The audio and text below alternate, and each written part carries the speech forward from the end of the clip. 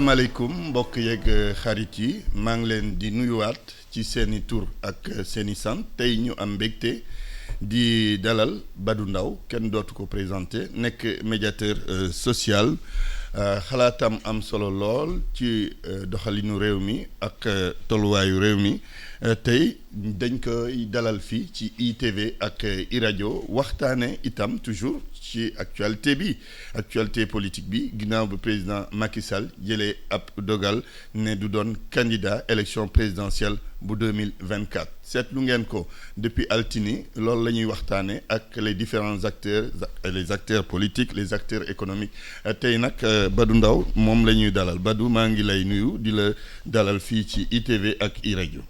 waaw salaamaaleykum Antoine maa ngi lay nuyu di nuyu téléspectateurs yeeg auditeurs ITV yëpp di nuyu mes amis ma famille donc di nuyu Sénégal yëpp jërëjëf ci sa teewaay comme ni ma ko waxee xanaa dootuñu delluwaat rek ci décision président mais dañuy projeté wu dans l'avenir perspective yi ci fànn gu nekk waaye laata ñuy dugg ci yooyu dama bëggoon rek ñu commentaire la sortie d'Ousmane Sonko mu ne moom bu nekkul candidat élection du am wala boog ce sera le chaos non analysé boobu décision fekk président Macky Sall nga xamante ne troisième candidature bu ñu doon laam-laame dafa xawoon a caporaliser climat politique bi xaw a indi tension bu mag a mag ci biir réew mi.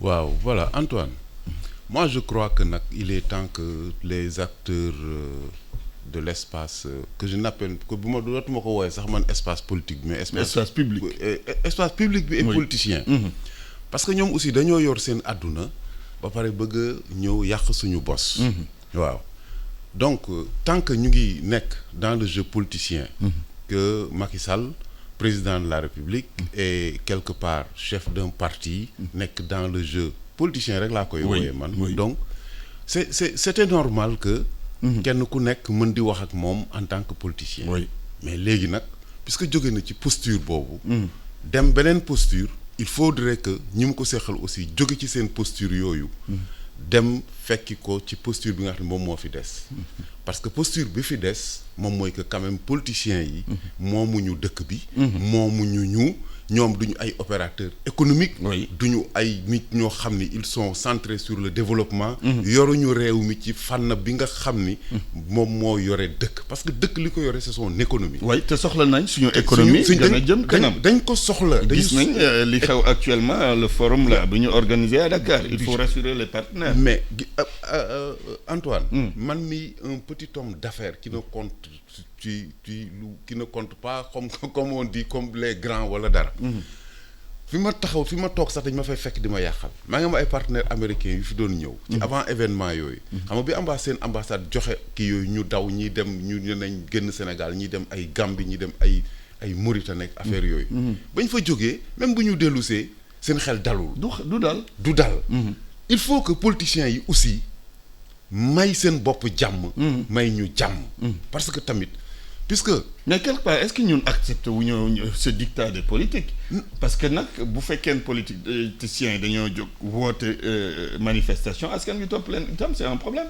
waaw d'accord mais aussi je crois que léegi nit ñi rendre nañ compte ci benn affaire rendre nañ compte que ni quand même li fi politiciens yi di yàq moo ëpp liñ fiy defar parce que tamit bon politique mais ce n'est pas cette violence-là du guerre boo xam ni ay waxu ay reyanteeg ay waxu dina jël suma bakkan laa ci kii je ne sais pas quoi là mais du loolu politique moo tax ma leen di wooyee politique du ne idée rek kese ak programme d'abord xam nga les programmes sax ay candidats ñoo koy am mais tey bu fekkee ni un pouvoir dafa nekk en place une opposition nekk en face de lui il faudrait que ñoom dans le jeu politique ñuy wax li nga xam ni moom li nga xam ne moom mooy yóbbu réew mi kanam te li yóbbu réew mi kanam fi ñu toll nii lan la y a des problèmes dans l'école on a une école boo xam ne ñëpp d'accord nañ ne école bii wax dëgg yàlla bon am na neen nu ñu ko war a dëppërñee pour que mu nekk une école bu performante. ñi di wax école des métiers ñi di wax lële. débat bi ci yooyu la war a doon sur l'agriculture xoolal tey ñu ngi wax waxu changement climatique. heure bi ñu ngi waroon di wax waxu engrais ñaata engrais moo fi dugg. ak campagne agricole bi waaj a dugg wala dugg na sax ba pare. semence bi ñaata la wala yooyu mais ñoom doo leen dégg jamais. ci loolu toujours ci li leen di dégg. ay dana ma rey wala ma rey ko. dina ma kii wala la pauvreté du discours politique. D'accord yow am na poñ yu bëri yu ñu war a aborder de la responsabilité du président Macky Sall dans cette situation maanaam responsabilité président Macky Sall ci situation bi yow loo ci wax. man je le dis xam nga man j'écris beaucoup parce que j'ai un mouvement derrière ça sax j'ai un mouvement citoyen. qui s'appelle Yeewu Leen. Et donc je suis un acteur mais de la paix. Du développement. Moi je suis un acteur du développement. Moi les faits politiciens ne m'intéressent même pas si bu ma ci waxee rek. c'est parce que dem naa ba excédé. développement moo la intéresse. moo ma intéressé. développement humain développement économique. Ouais, parce que les deux sont liés. Exactement. Oui. Donc Macky Sall en tant que politicien parce que man c'est le président Macky Sall. ak Macky Sall le chef de parti le politicien. dafa am responsabilité bu mag ci situation bii nii. ci naka c'est-à-dire gis nga Antoine opposition dafa baax. et puis surtout une opposition de qualité. Oui. parce que Macky Sall bi muy yéeg fii. li mu njëkk a wax moom mooy ne je vais réduire l'opposition à sa plus simple expression. il parlait de quelle opposition moom mooy ñi fi nekkoon ñi nga xam ni peut-être ñooñu ñu ngi woon dans le champ politique. parce que y a un champ politique et un champ politicien. bon le champ politique nag homme politique yi ñoo fa nekk des gens yi nga xam ni dañu nekk porteur de développement. porteur de projets de développement qui connaissent l'État et qui savent que ni lii kat buñ ko bu président taxawee wax lii. xam nga ñun mën nañ ne ko yow de li ngay wax nii xëy na possible na parce que xam nañ État wala li ngay wax nii doo ko defee nii. lu tax yëpp parce que xam nañ État. maanaam bu Macky Sall ñëw ne voilà damay ñëw teg le terre. Normalement une opposition bu normale. qui est au fait li muy njëkk a def moom parce que Macky Sall buy ñëw day indi ay experts am. ne sama terre bii ay experts lay indi. yow nga dem opposition bi war na am ay experts am war na am ay yëpp pour ñëw ne ko moom li Macky Sall liggéey moom mu liggéey ko ñu confronter ñaari liggéey bi pour mu ne ko kat yow sa terre bi. boo nee milliard lay jar. du ko jarañoo ñun suñu calcul. lii la génne. terre bi du ñu yóbbu fii nii est-ce que mënoo defar leneen lu gën une opposition. noonu la war a doxee. mais naka lañ mën a def ba am une opposition de qualité bi ngay wax une opposition vertueuse tournée vers les enjeux cruciaux yi ngay wax itam. waaw loolu nag la responsabilité Macky Sall la amee dans la situation actuelle parce que bi mu ñëwee moom. ñi mu fi xamoon moom mooy ñi nga xam ni les politiciens xam ni ñoom ñoo nekkoon ay PDS ñoo nekkoon feneen ak feneen. mais c'était quand même des hommes d'État. des gens yoo xam ni lu mu bon xam nañ ci dara État. xam nga mënoon leen fi bàyyi bu leen fi bàyyee. dina am ay interlocuteurs ñu mu waxal ak yooyu. mais à partir du moment où nga ñëw dindi du champ politique. les hommes yi nga xam ne ñoom ñoo fara nekk lan moom mooy am. c'est-à-dire il y aura un vide.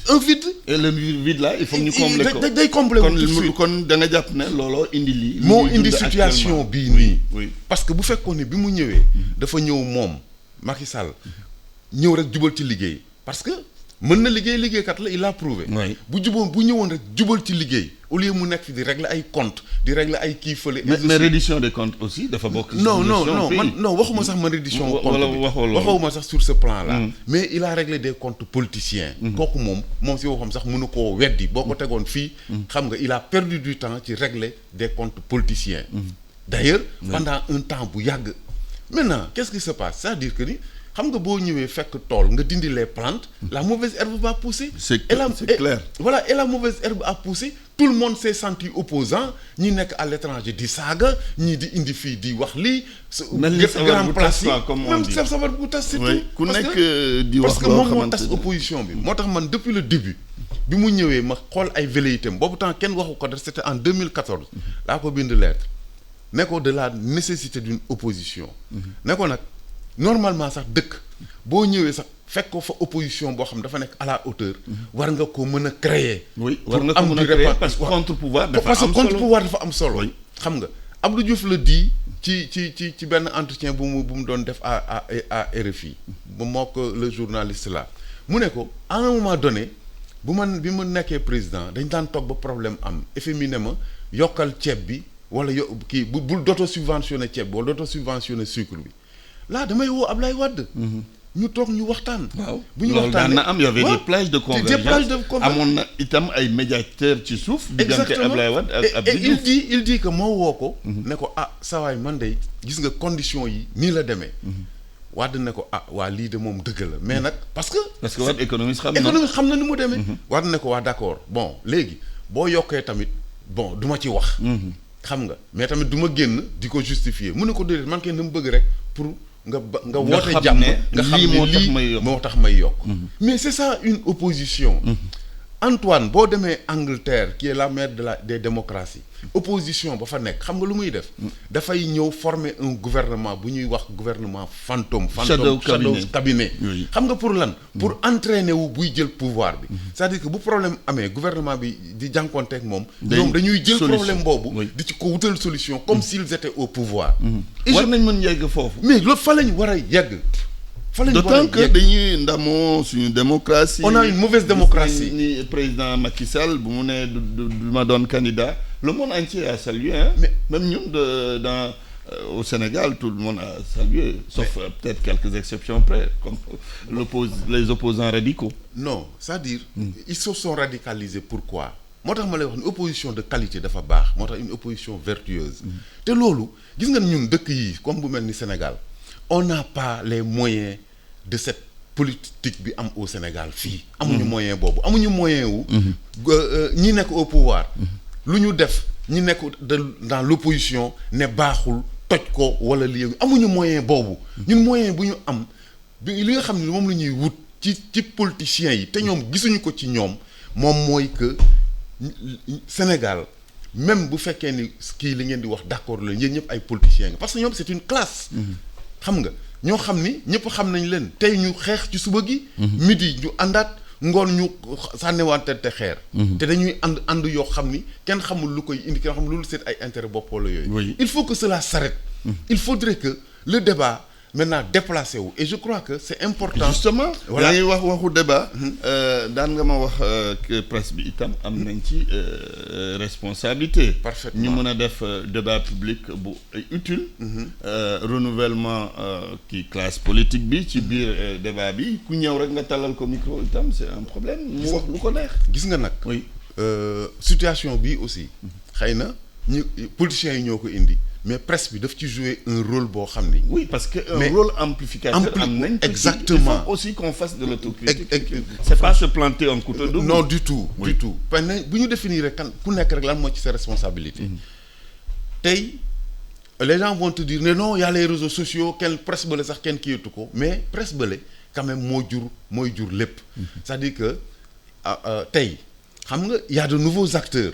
oui moi j'en connais énormément des gens qui sont porteurs de développement des gens yoo xam ni tekki nañu ba tekkil ñeneen ba tekk leneen mais kenn du leen invité fenn kenn du leen laaj fenn kenn du leen woo fenn te yàlla xam na lu ñu am ci ay idées kenn xamul nu mu toll dimbale Sénégal je te dis ay doomu Sénégal et tout formé def ay bagages teg seen ay affaires et tout mais qu'est-ce qui se passe c'est-à-dire que la presse a son répertoire ce même répertoire là depuis 2012 moom la ñu imposé au public c'est-à-dire que même tey bu ñu nee voilà Macky Sall dematul ci élection bi presse bi moo lay génneel ne la wéy yaa tel est-ce que ñooñu lan lañ ci ñooñu la ñuy woo ñooñu lañ ciy wax bu ñu la invité seen plateau aussi ñooñu lañ lay wax elle n'a même pas laissé de la place à d'autres alternatives à d'autres individus à d'autres xam nga pour au moins que alternative bi nekk une alternative boo xam ne dafa générale sur la qualité xam nga et justement les nouvelles ressources ñu mën leen a mais loolu dafa laaj liggéey et puis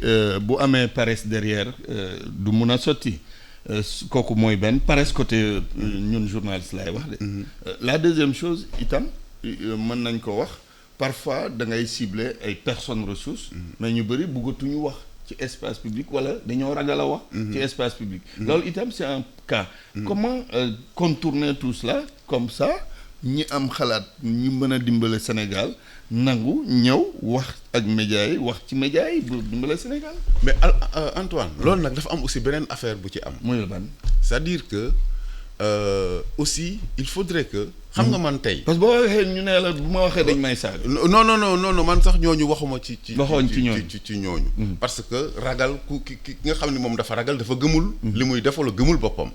bon mais c'est que aussi dafa am benn affaire qui tend à se généraliser boo xam ni des gens comme man je commence par moi rek laa koy waxee. man du on m'invite partout.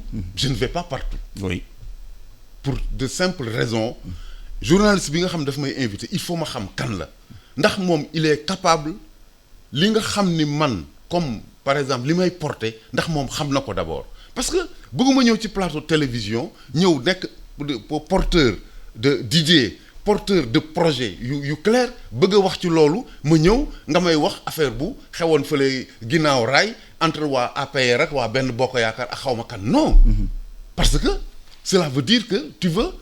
dugal ma ci débat boo xam ni dugguma ci. dugal ma ci débat boo xam ni taxumaa jóg.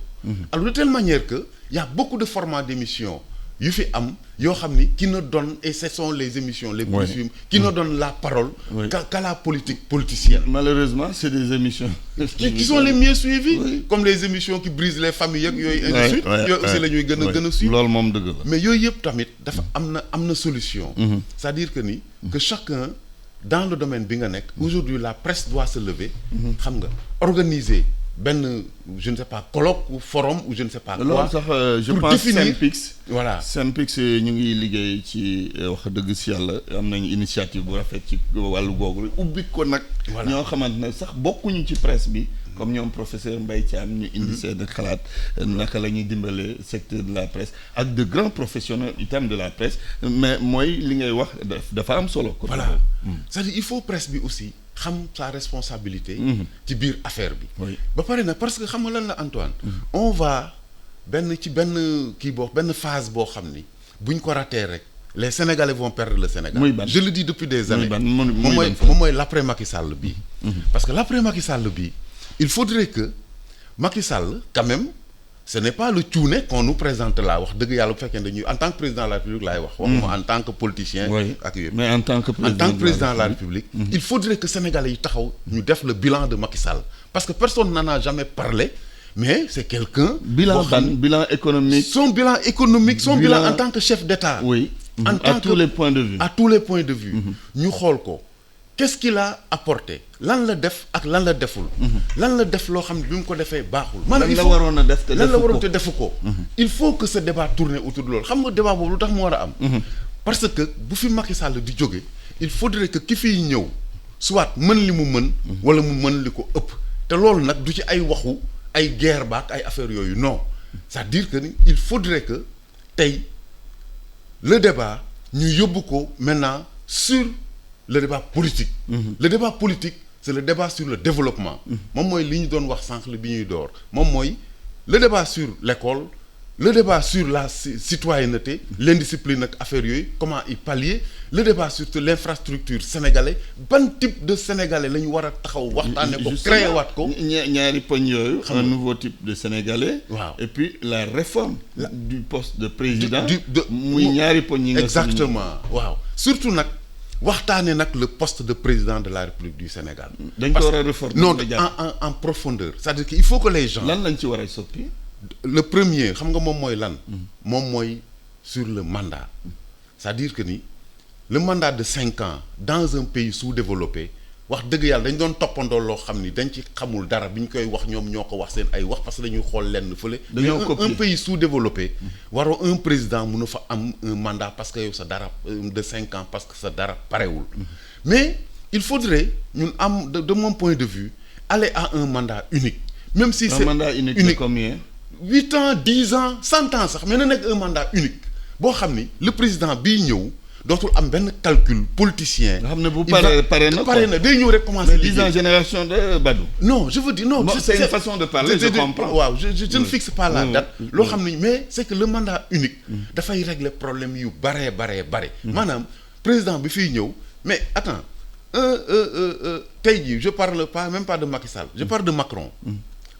Macron bi muy son premier mandat fa la fekk. affaire réforme sur la retraite bi. waaw lu tax ñemewu ko def parce qu'il voulait un deuxième mandat. mais là def na ko. mais là def na ko. te gis nañ li mu jur te gis nga li mu jur. oui alors qu'il aurait dû commencer par là. Macky Sall bi muy ñëw Sénégal bi muy jël fii nguur gi nii ku xam na dëkk bi xam na kii bi xam na traités xam na lépp xam na sénégalais yi. lan la waxoon tolérance zéro. lu tax defu ko parce que dafa ñëw toog rek gis ne bu ma defee lii deuxième mandat du ma ko am.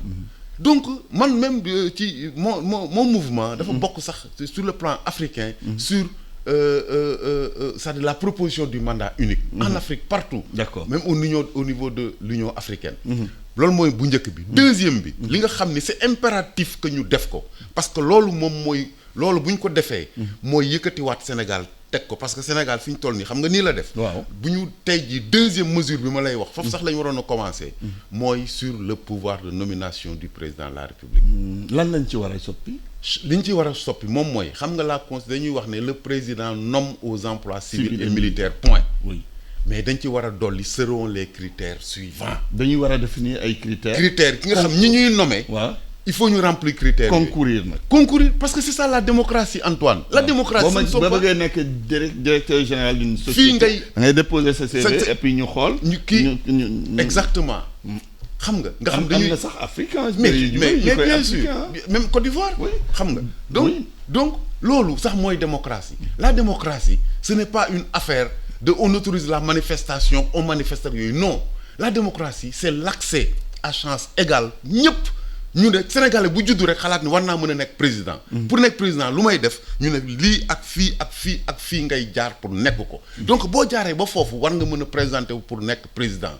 dama bëgg nekk ministre ñu ne pour nga nekk ministre Sénégal. fii ngay jaar et puis dafay indi benn affaire c'est-à-dire que ni li indi problème Sénégal yépp ba nga xam ni yow jàng sax kenn gëmatu ko am ay diplôme kenn gëmatu ko. moom mooy parce que le président de la République il nomme qui il veut et quand il veut.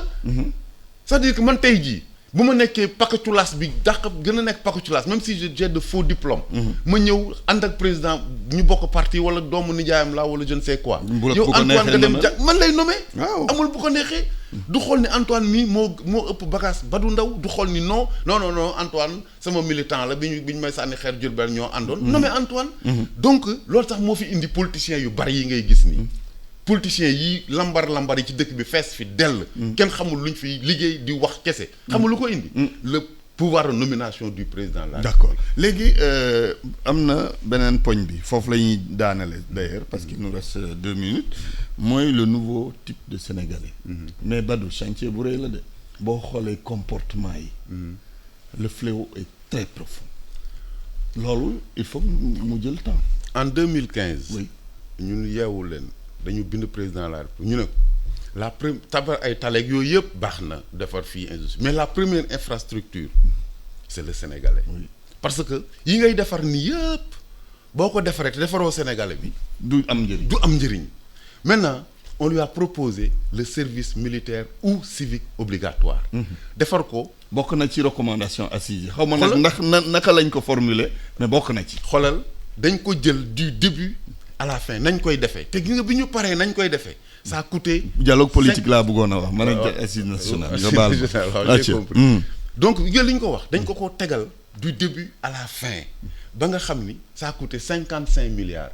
55 milliards moom la ñuy defaree fii ay yu bari yoo xam ni fii dañ koy. foyee fii kon évaluer ngeen yooyu yëpp. ba mu jeex ba def ko proposition de loi du début à la nan lañ koy defee champ d'application du service militaire ou civique obligatoire parce que jafewul comme niñ koy kiiyee xam nga et bi ñuy bind note yëpp ñu defal ko jox ko bon moom bu ko neexee mu tontu ñu bu ko neexee du ñu tontu quelquefois aussi xëy na du ko jot wala yooyu mais ñun loolu toppatoo li ñuy toppatoo voilà li ñuy toppatoo moom mooy lan moom mooy que moom mu xam ni que y a des Sénégalais yoo xam ne ñu ngi fi qui veulent du bien pour le Sénégal et que puisque mooy président de la République dinañ ko wax defal nii. très bien def na ko defu ko nag. moom moo xam mais nag c'est quelque chose qui est très possible parce que le Sénégal. le Sénégalais yàqu boobu quoi. parce que ba léegi Sénégalais bi nga Antoine. Sénégalais bi day nuyonte ba léegi day saafonte ba léegi day tudd yàlla. day masla day masla sàcc bi sax dafa gëm yàlla sàcc bi sax buy sàcc dana non bu yàlla baax na tey suñu koo bi dana lii parce que ñun yooyu yëpp nag dafa nekk ba tey ci ñun donc am na lu des loolu rek bu ñu daggee affaire yi noonu kiyaat ko rek bu ñu sottee ndox rek mu jóg. jërëjëf maa ngi lay gërëm di la sant. merci Antoine waxtaan bi neexoon na lool waaye temps bi moo xaw a gàtt. Badou Ndao nekk médiateur social moo nekkoon ganu ITV iRadio ci matinal bi yéen téléspectateurs yeeg auditeurs yi maa ngi leen di gërëm di leen sant ñu yendoog jàmm.